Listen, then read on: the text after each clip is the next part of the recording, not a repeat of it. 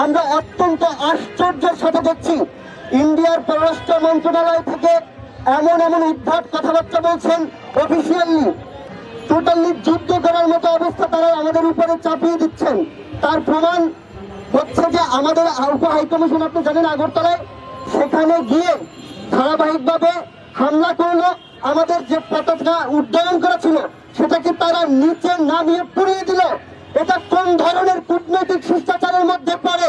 ভারতে যারা আছেন, ন্যূনতম সম্পর্ক রাখতে চান, বোধবুদ্ধি বিবেচনা রাখতে চান, যেই সমস্ত লোকজন হিন্দুত্ববাদী এবং আধিপত্যবাদী রাজনীতি বিস্তার করার জন্য ভারত বাংলাদেশের সম্পর্কের জায়গায় পরিস্থিতি উত্তপ্ত করতে চান, তাদেরকে আপনারা ধরে জিজ্ঞাসা করুন।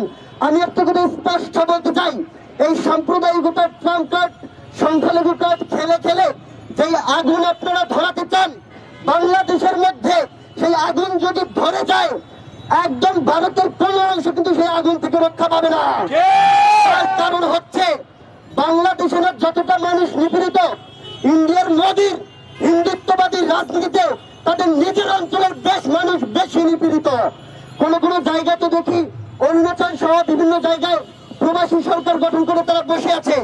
আপনারা আমাদেরকে উস্কানি দিয়ে, আমাদের দেশের মানুষকে উস্কানি দিয়ে যেই আগুন নিয়ে খেলা করছেন, আপনাদেরকে বলতে চাই, সেই পতাকাগুলো যদি উড্ডীন হয়ে যায় আর সেই ছড়ানো আগুন যদি জ্বলে যায়, সেটার দায়ভার কিন্তু আসলে আর কেউ নেওয়ার জায়গা থাকবে না। এর দায়ভার এদের থাকবে।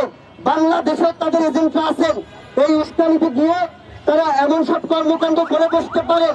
সেই জায়গা থেকে সেই সমস্ত ছাত্র সংগঠনগুলো আছেন তারা এবং জাতীয়ভাবে বাংলাদেশের স্বাধীনতা সার্বভৌমত্ব অখণ্ড রাখার জন্য ঐক্যবদ্ধ হয়ে কাজ করতে হবে। আজকের ব্যানারে যে দাবিগুলো আসছে তার মধ্যে যদি দেখি সেখানে তারা সরে দেয়, মমতা বন্দ্যোপাধ্যায়কে নিঃশর্ত ক্ষমা চাইতে হবে।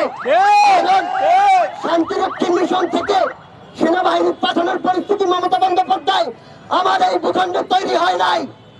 মন্দির ভেঙে মসজিদ তৈরি করার মাধ্যমে সেই সেনাবাহিনী আপনার ওখানে লাগতে পারে, আপনি সেটা আবেদন করতে পারেন।